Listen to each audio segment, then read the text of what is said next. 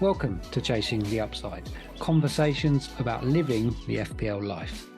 As Phillips from FPL Blackbox fame, welcome to Chasing the Upside. How are you?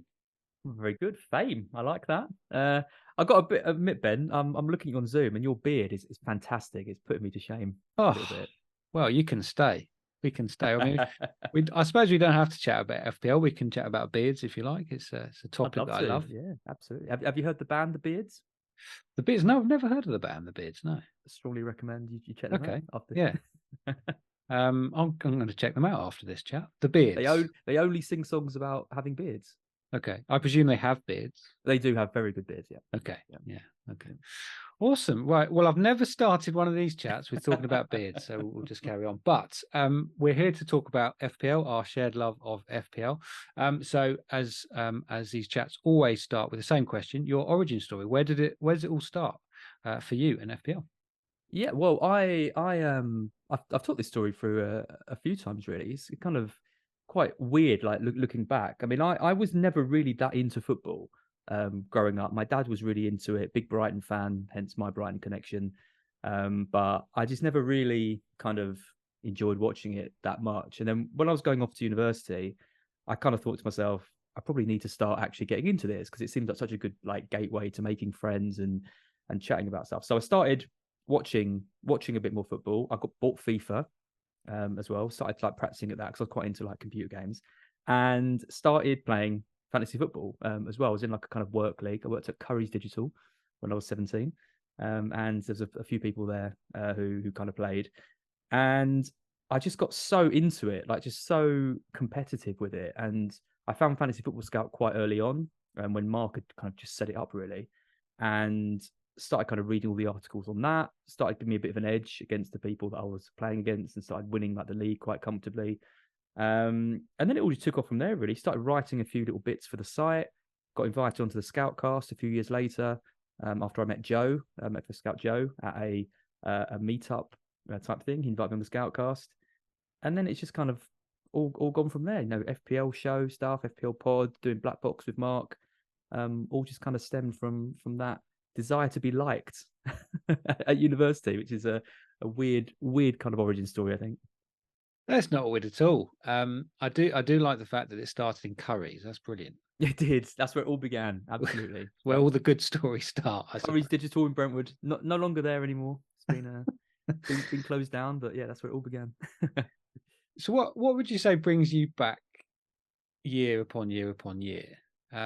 Obviously you're very engaged in the community and you do a hell of a lot of streaming, and so I presume that has to keep you engaged, but what does keep you coming back for more? I mean, the game still interests me a lot, and I feel like it's changing a lot each year. When I first started out, and I'm sure you get this a lot on these, but it was a very different game to what it is now. It was a much smaller community. When I started doing the Scoutcast, it was like the only thing people could listen to. And, it got like 5,000 views, which was amazing. To be doing a podcast that got 5,000 views was like incredible. And now you look at people like, and Let's Talk and Raptor, and they're getting hundreds of thousands of views. And I think about the community then, like I knew on the Scout boards, I knew everyone like by name. Like it was such a tight group of people. When you look at it now, and there's hundreds of thousands of people on Twitter talking. Some I get on with, some I don't get on with. And I think it's the kind of the evolution of how FPL has become more kind of mainstream that's kind of interested me over the years, because the game fundamentally is exactly the same as it ever used to be. But everything around it, all the different noise and voices floating around, are completely different. So I enjoy being in the community. I really enjoy doing the streams with Mark. I think if I didn't do that, I'd be much less involved in things. But yeah, I like to be a part of something like this. It still is something I enjoy doing in my spare time.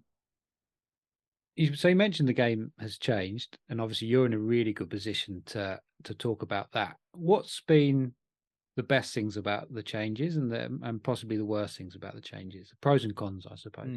I think the best things are that just seeing how recognised it is now on, like if you're watching Soccer Saturday, Jeff Stelling mentions, he's in my fantasy football team. All the owners of I was going to say Harry Kane's not even in the league anymore, but when those little kind of things started creeping in to stuff, you thought, oh, actually now people are recognizing how kind of big the impact of fantasy football is. And I think the community growing is great, because I think the support a lot of people get from the community, talking about mental health has been a big thing, where there's kind of, people who reach out to other people, and, all the stuff the other day with the mental health awareness and people reaching out. I've had people come to me and talk to me about some of their issues. When I was struggling myself with mental health stuff, I felt the community was really good in helping me through those times as well. So it gives a lot back, and it feels like the more you put in, the more you get back from it as well. So I think the kind of the way it's grown has been really nice. With that comes issues as well, but Of course, yeah. genuinely speaking, I think it's grown in the right way. Does it now we can go as deep as you want on this, but does the game affect you mentally now, or have you got better at coping mechanisms? Because obviously there's a huge, I think that potentially the time that the game affects you the most is when you start to get into it, and then it really kind of hits you, and then it just becomes a lot bigger deal potentially for some people, not everyone. And obviously the mental health is all tied into that. So have you seen the way you react to things? Is that very different now than maybe what it was? Not really. No, I'm still just as bad with it as I'm Okay. sure a lot of people are who will be listening to this. I Mm. mean, Saturday comes, you captain a player in the early kickoff. Son was a great example in the week just gone. He blanked. You don't want it to ruin your weekend, but because you invest so much time and so Yeah. much into it, and I think it's, as someone who goes on a podcast every week and talks about things, and I had it as a full-time job only a couple of years ago. You get judged on your rank, and the advice you're giving is always linked to how many green arrows you've had, and that kind of thing. And it is hard sometimes to separate that out. And I've been quite lucky, because I've had some quite good finishes over the last 5 or 6 years. I feel like that gives me a bit of a protection against some things, because I can say, oh look, I did well a couple of years ago. I'm rubbish now, but I was great a couple of years ago. I could get that back. Whereas I feel for people who are trying to make content and still engage and enjoy it, and then have to kind of defend themselves because they haven't finished so highly. And I think that's a shame, because I think content can go in two directions in terms of the education side of things, learning more about the game, strategies, tips, all that kind of stuff. And that's all fine, but there's so much of that kind of out there. And to me, listening and doing podcasts is much more about the entertainment factor. And you haven't got to have good ranks to be entertaining. So I would stress to people not just to give up just because they haven't finished highly. But I'm really bad with it. FPL still gets me down a lot. I'm better than I was, but yeah, I still get pretty frustrated.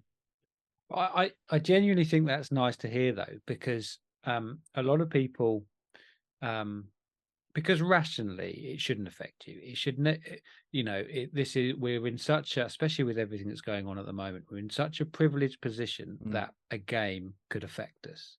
And so, yes, rationally we all know that, but yet it still does, to a lesser or greater extent, depending on how engaged you are, affect a part of your life. And so it's really nice, I think, for you to actually sort of say, no, it does affect me, because it would be Mm. very simple to say, just to hide that. Yeah, it's I think it becomes, I mean, FPL, like it or not, has become a part of a lot of people's identity. And mm, it forms something that we dedicate a lot of time to, with a lot of friends in the space. And Twitter or X or Scout or whatever media you use can be quite a judgmental place at times. And for every one or two people who, say something negative, that there could be 100 people that are positive and don't care about it, but you remember the negative because that's what we're built to do as humans. So mm. it's not always easy, and it can be difficult at times when you go on Twitter and you see everyone's posting good scores and you've done really badly and you've slipped a million places in the rankings, and things like that. And I think particularly if there's other parts of your life which aren't going so well, like I was quite down a few years ago, and I kind of relied on FPL as a bit of a crutch to kind of help me through it, and then I started doing crap in FPL as well. That is when I think it can really take its toll, because even the thing you're using as a escape is bringing you down even more. Yeah, I suppose it can go two ways on that, can't it? If you're having a bad period in your life, it can be a lovely tonic if you're doing well, and Exactly. but as you say, it can go the other way. It's Yeah. risky. It's risky, and Mm. links to gambling and things like that. I mean, Yeah. Yeah. I get them because it can there's highs and lows, and that is why we enjoy the game so much. But yeah, the lows can actually be really low, which I don't think a lot of people fully understand. Yeah. Yeah. And one thing that fascinates me about the sort of whatever you'd call the X community, Twitter community, the the engaged managers is outside of that bubble. People just have no idea about how serious or how much time people give to the game, Yeah. which is yeah, I think a fascinating part of the sort of the FPL ecosystem. I think stats has been. I think now stats are kind of more widely used within football. XG Mm. is a kind of combination of stats that we use to make FPL decisions. Years ago, and Scout was one of the first places to bring that in, and the stats tables and looking at chances created and shots on target and all that kind of stuff. You never really saw too much of that when you're watching a Man City versus Liverpool game, but now you're watching a game and teams are often judged on their XG in a certain match, and I think that kind of has helped FPL a little bit because people realize, oh, actually, there's this whole underlying thing to football that can actually help you be more skilled at the game that so many people play. So I think that's helped in some ways. But Mm. yeah, I mean, I still talk to people who just think I'm mad for doing it. But I think most people know about fantasy football in some capacity now, whereas 10 years ago they wouldn't have done. Yeah, I was doing some filming on a shoot. This is so weird. So about 3 weeks ago, no, maybe a month or so ago, and it was a training course. And these two guys were just chatting. Obviously, I didn't know them; they didn't know me. And it was a Monday. It must have been a Monday. Yeah, it was a Tuesday. So it was after the Monday night where Forest were playing, and it was a few weeks ago where Turner needed to save everybody's game weeks, and he didn't do it, of course. But I overheard these two guys saying, "Oh yeah, Turner didn't rescue us with a 10 points." I thought, "Wow, this is Yeah. amazing." And it was the moment that I thought, "Wow, this is really cut through." And obviously, 10, 11 million people playing the game is ridiculous anyway. But it is cutting through, isn't it? You see people, on trains, checking their teams. You see people, listening to podcasts. You see like Raptor and making people say, "Oh, I just had someone come up to me on the train to like say hi to me," and they watch all my videos and things like that. So it's definitely becoming much more ingrained in the general kind of sense of things, but particularly Mm. amongst football fans. I'd like to know the exact sort of percentage in the country of who watches football regularly and who plays fantasy football, because I mean I don't actually know, but I imagine it's a very high proportion of people now that would play it because they also watch football too. Yeah, definitely, definitely.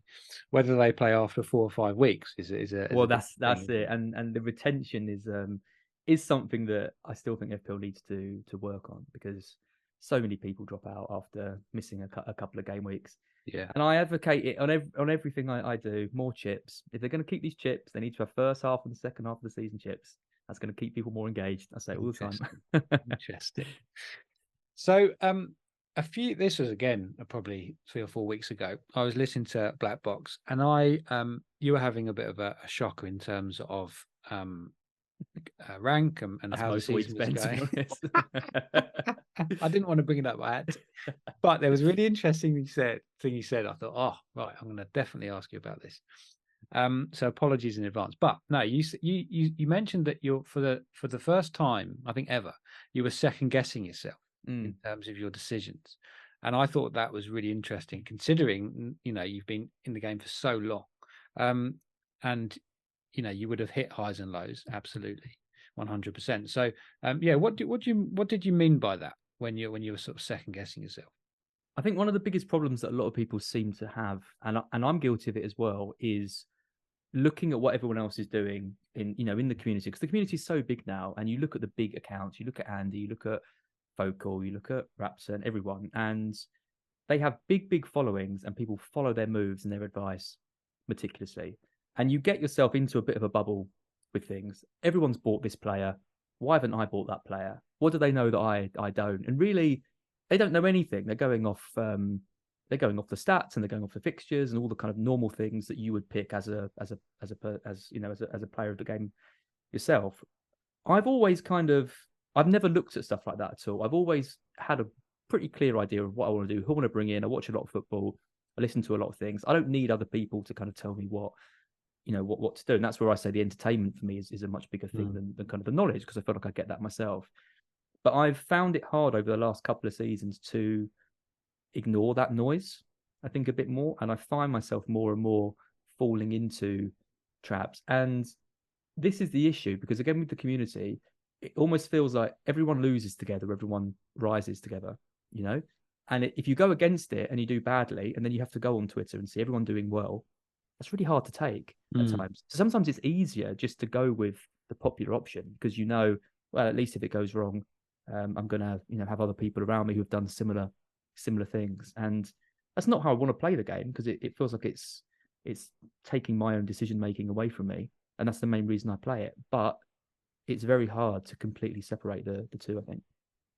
So have you since a few weeks ago, is that something that you've really tried, or have you've had those internal conversations with yourself about, are you literally just going to try and block everything out and play how you used to play? I'm going to ask in a minute about how content creation and all the streams that you do, has that helped or hindered you as a manager potentially? So it kind of feeds into that. Have you taken a really clear decision to try and block stuff out, basically? I'd love to say yes. Okay. to that question. In all honesty, probably not. I mean, the bit of advice I always give people is, when the game week ends, write down your first thoughts, the first move. What are your kind of intuitive thoughts of what you want to do for the weeks ahead? See how that changes throughout the week, and then try and work out whether that decision has been based on actual, evidence to go against what you said, or were you kind of right in the first place? Because often the thing I think of doing at the start is, I say right, but it works out for the better than something I overthink a bit later on. Do I do that? Not enough, and it's something that I should do more, because I it's kind of like a do what I say, not what I do type thing. But it's something I do want to do more. It is, and I think that would help kind of block out some of that a little bit. Yeah, absolutely. I think that's a really good idea, and that's something that Andy North said at the very end of our chat. Just to write everything down, and if nothing changes by the end of the game week, you kind of... He doesn't do that. He's exactly the same as me. He says that's a good idea. There's no way he does that and comes back. Well, it's still very good advice, whatever happens, isn't it? It is good advice. Yeah. So let's talk about Blackbox. Brilliant, amazing podcast. Absolutely love it. And I think I'm sure everybody watching or listening to this would have absolutely seen it, heard of it, and I would urge everyone to check it out 100%.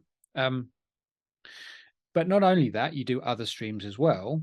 And what I have heard from these chats are, sometimes you take in so much information, and the simple decisions are no longer simple because you have so many options. Do you think it's made you a better FPL manager, or has it gone the other way? It's a good question, and I look at my ranks over the last few seasons, and they're pretty all over the place. Like, I finished kind of 4,000, 2 years ago. I finished 180,000 or something. It's been kind of my worst two finishes in the season that kind of sandwiched that. So it's hard to really say. I think there was a point where I think I had the balance down quite well, and that was when I was probably first doing Scout, and I wanted to kind of show that I'd done a lot of research. I was watching lots of games, and yet I was still kind of prioritizing having a bit of fun with things as well. So, like, I always wanted a Brighton player in my team, for example. And that kind of in some ways you might think that's a bit restrictive, but I think when you're having fun with things, I think, and Mark always talks about it on Blackbox, you kind of get a momentum with decisions. And it sounds ridiculous because you're basically picking, you have no control once the thing ends. But I find that when I'm enjoying the game, and maybe I'm doing quite well, I do a lot better than when I'm struggling and kind of right down at the end. And I think when I'm struggling and then I'm desperately looking for a player to kind of help me get out of the slump, that's when the over research comes in. Right. Because I'm so desperate to find a stat that will, on a player that's going to like push me up the ranks like so high. And you're a bit biased because you think, oh look, he's had 70 touches in the penalty area. That's perfect. Whereas I wouldn't be looking at that stat. If I was kind of 10k in the world, I'd be going, oh, who's got the most points, who's got good fixtures, Yeah. and keeping it consistent. So it can work both ways. Obviously, doing the research, watching games, and you have to do that for the streams to like kind of show that you kind of know what you're talking about, which Mhm. isn't always the case with what I say. But you want to feel at least prepared when you go onto something. So I think that does help in a way, but at the same time, I think you can go too far sometimes and try and pick things that kind of feed into a narrative that you might already have about a player. One thing there that was interesting is when Mark says about momentum, and the one thing that I would sort of pick up there is, and it's so strange, again, isolating FPL as this game, but it's like anything in life. If you're confident and you're in that flow of not Mm. overthinking it, you just go on that instinct and that intuition, even if because you're enjoying it and you're confident, even if it goes wrong, you can ride that wave a lot better if it goes against you. Yeah. Whereas if you're potentially reaching and you're half on tilt and you just want it, you probably want it too much actually. Um, then if it goes wrong, it just double downs on itself, doesn't it? Absolutely, and I think like a good example might be say you wanted to buy Isak, right? He scored a couple of goals in the last few games. Newcastle are playing really well, and you look at his XG and you think, okay, he's the perfect player to bring in. And then you start going on X on Twitter, you see everyone say no one's got Isak in their team. So you're like, well, why is that? Then everyone's saying, oh, because Wilson's around and there's too much rotation with all this and all that kind of stuff.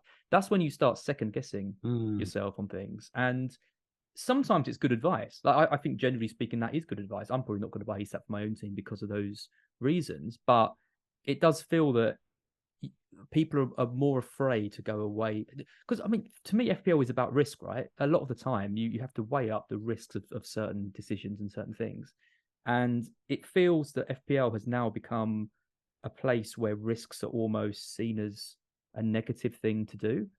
um, and if you're making a risk, you'll go against like a kind of a good strategy, and you're a bad player of the game and Mm. things like that. And that's where I struggle with it for a bit because I think you mentioned me at the start we're going to talk about best FPL moments and things like that. Well, the best FPL moments are when you pick someone that no one's got and they do well.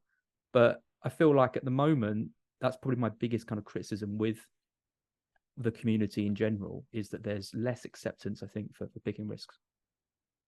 Well, it's funny you should say that because I saw a tweet the other day, and I can't remember who it was. So if you're listening to this, forgive me because otherwise I would credit you.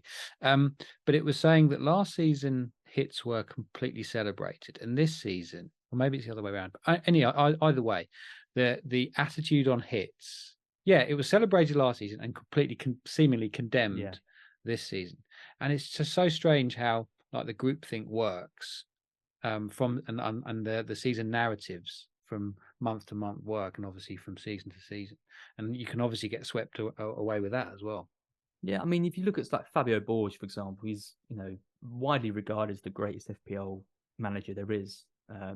He doesn't make early transfers. He leaves everything to the last minute, and he very rarely takes hits. And I think a lot of people have that as the blueprint for his success. But there's also loads of managers in there who do make early transfers and do well, or do take hits and do well. There isn't a kind of a perfect strategy. And one thing with Fabio is that he gets every decision right, or seemingly gets every decision right, which means he has to take less hits because he's already got in the players Yeah, that are doing well. So obviously yeah, he's going to good take point. Yeah. less hits to do it. So there's always a kind of a caveat with things, but I do feel like a lot of people think there is this kind of perfect way to play. And when people come in with different ideas or different ways of doing it, they kind of get looked down on by some, not by everyone. But that's what I mean. I've had conversations about this in the past, and and don't always kind of please everyone when I say it. But that is how I feel about things at the moment. Yeah. What is your, if you had to pick your favorite part of the FPL season? And now, of course, every every season is completely different. Is it the preseason where you're tinkering on your drafts and picking God, Kai no. Havertz and all that kind of stuff? Oh, no. Is it the week before the wild card when everything's gone to shit? Oh, God, Is no. it picking triple captain? You know, what gets you most excited in a season? I mean, I hate the early stages of the season. I really do, and I think it's because I always do so badly. Right. Okay. Like, I Okay. really struggle to pick a good game week 1 team, and like this season and the last season have both been absolute disasters. It's always been a case of trying to catch up. I feel much more relaxed, kind of at the second half of the season, where I kind of Right. know what I'm aiming for. Right, last season I was like 800k, and I was like, right, the target is 100k. We're not going to win it. That's gone, but hopefully I can still finish kind of respectively.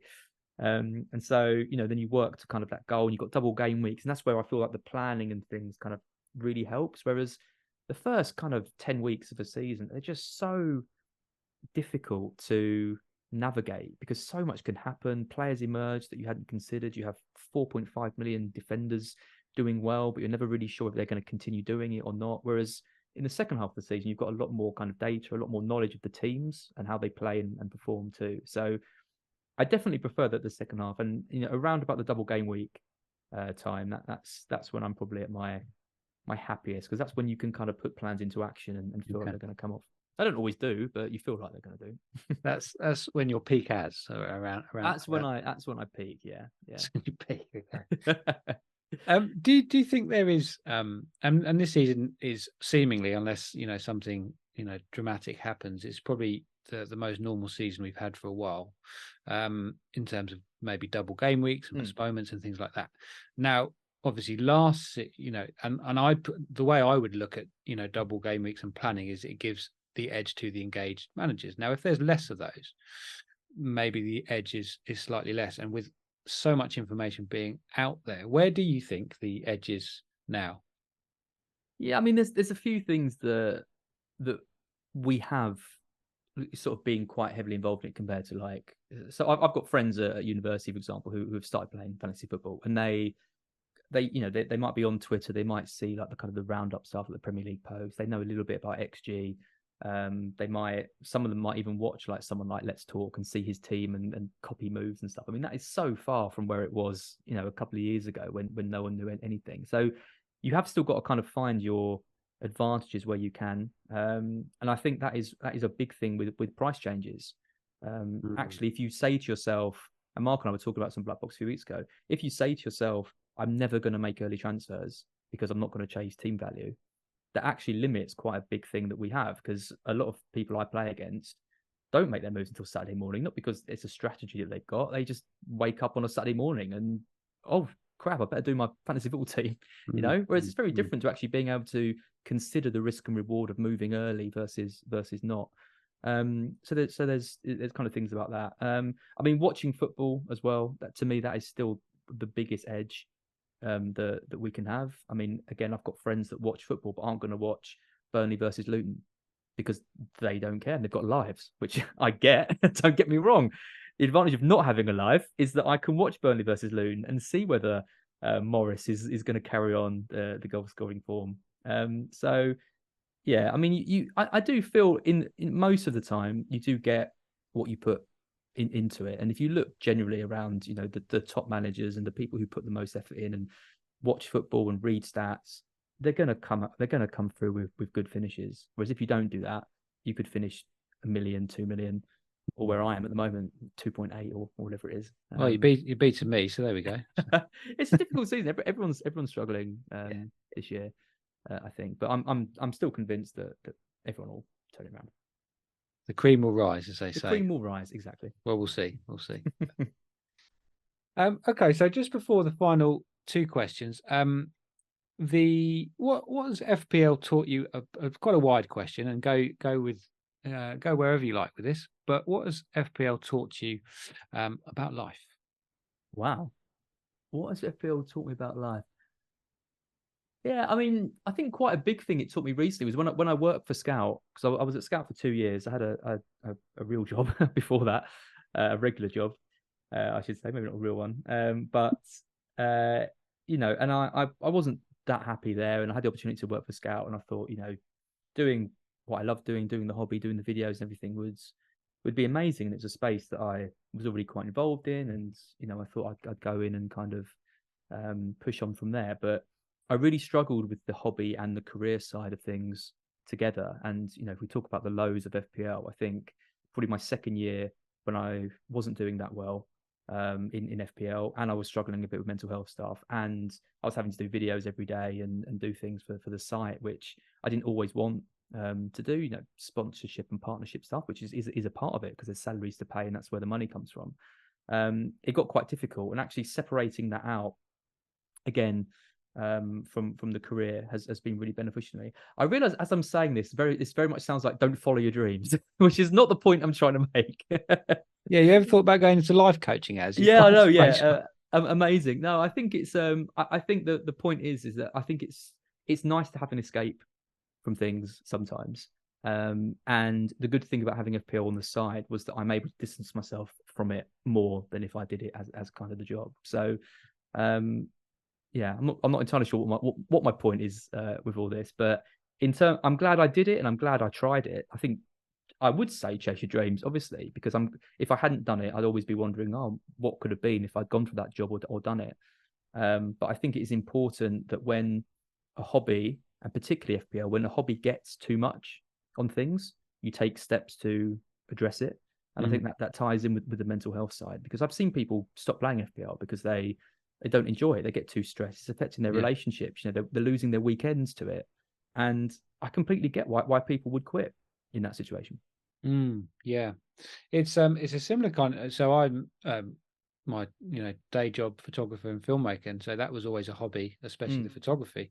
And it's exactly the same thing. So on a Saturday or Sunday, if I'm not working, I don't want to pick up a camera. Yeah, that was always something that I did do. So Exactly. it's always, I think that very, very few people turn their hobby into their job and then continue to love it, because you're doing something 50, 60 hours a week. It's human nature, isn't it? So yeah, I don't think you're alone on that. So the message is stay in the job you hate and then retire.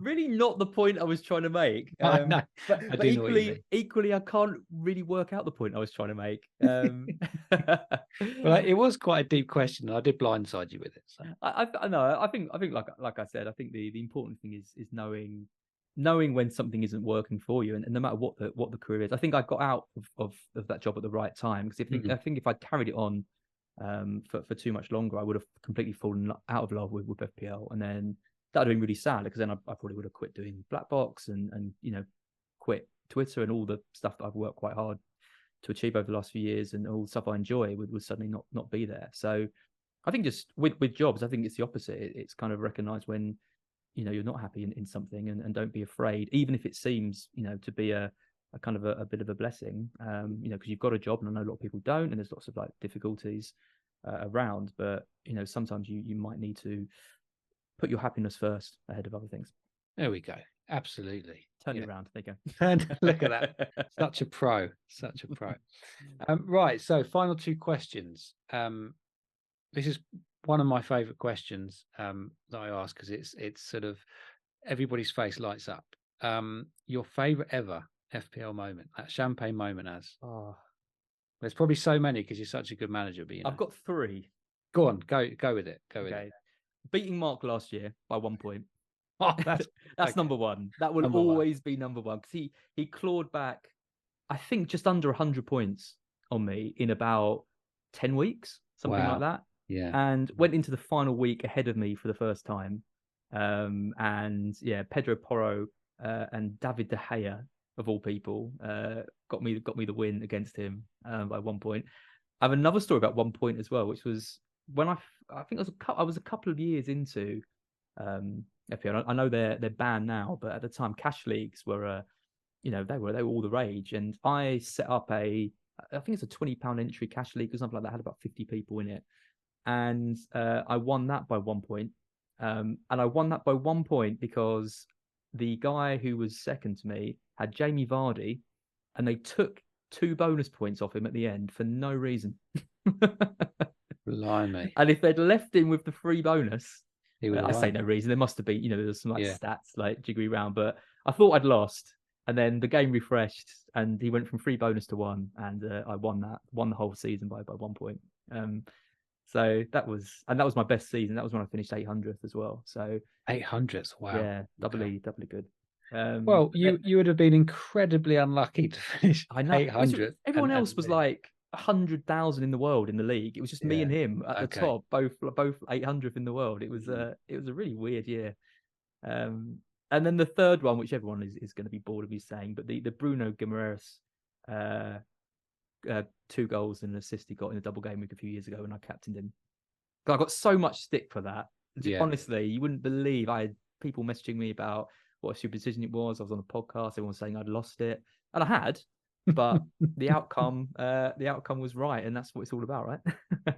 Absolutely. And as a Toon fan, I'm loving that third one. So there we go. Yeah, that's great. Awesome. Thank you. And so to round us off, just quickly before we do that, thank you, Az. It's been a brilliant, really nice chat. Thanks for having me. It's been great talking about something a bit more high level than just which players to buy and which stats to look at. Well, as soon as you stop recording, I'll just ask you those boring questions. Yeah, that's why I got you on, really. Just blind leading the blind, I think, this year, Ben, if you did ask me that. Maybe. But so the best piece of FPL advice you've ever been given? I think the best bit of advice, and again, it's not necessarily something I do because I'm an idiot, it's deal with your weakest players first. You don't always have to be chasing high scores from players. Deal with your issues. And I look at, when I started doing Blackbox, the idea of Blackbox was to learn from mistakes I made and stop doing them. Have I stopped doing them? Absolutely not. But if you ask me, my number one mistake I make is always chasing the big points hauls and not just dealing with fundamental problems, injuries, players with rubbish fixtures, players completely out of form, and chasing kind of the upside too much. So Late Riser is famous for saying, it's all about the upside, but I like that strategy. Don't get me wrong. It's fun when it works. But really, I think deal with your issues. That's my number one bit of advice. Brilliant. Yeah. I mean, chasing the upside is great when it works, but I suppose you don't want to, it's like anything in life, you can take that literally too far. And then even if you keep on doing it and keep on losing, even when you do get that huge haul, it's not going to make any difference, is it? Too late. Yeah. Yeah, it's too late by that stage. As Phillips, thank you so much for joining me. I had a brilliant chat. Oh, thank you so much. Really enjoyed it.